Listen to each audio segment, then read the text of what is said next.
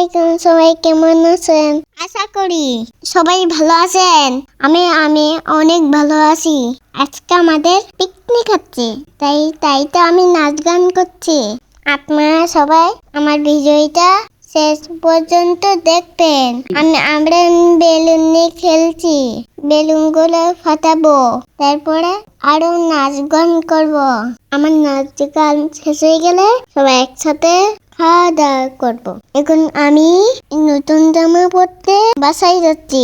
এই জামাটা ভালো করছে না, আমি নতুন জামা পরেছি। এবার আমি নিচে যাব, আবার সুন্দর করে নাচবো সবার সাথে, অনেক আনন্দ করবো।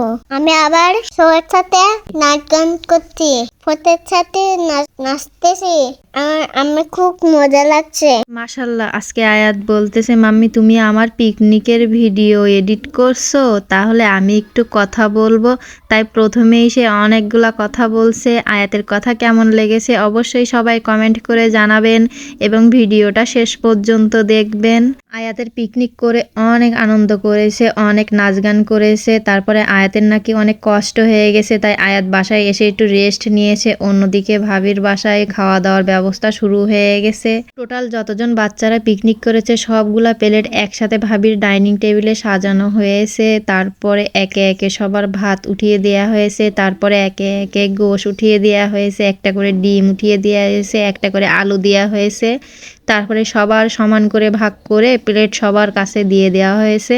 মাঝে মাঝে বাচ্চাদের এভাবে একটু পিকনিকের আয়োজন করতে হয়, গান বাজনার আয়োজন করতে হয়, তাহলে তারা অনেক আনন্দ করে, বাইরের পরিবেশটাও বুঝতে শেখে, সবার সাথে একসাথে খেতে পারে, অনেক ভালো লাগে। অন্যদিকে সবকিছু প্লেটে ভাগ করা হয়ে গেলে আয়াতের বলছি তুমি বাসায় খাবে নাকি ওপাশে খাবে, কারণ আয়াত বাসায় ফোন দেখতেছিল। আয়াত জানে না এপাশে খাওয়া দাওয়ার ব্যবস্থা শেষ হয়ে গেছে। আয়াত বলতেছে না আমি সবার সাথে একসাথে খাবো।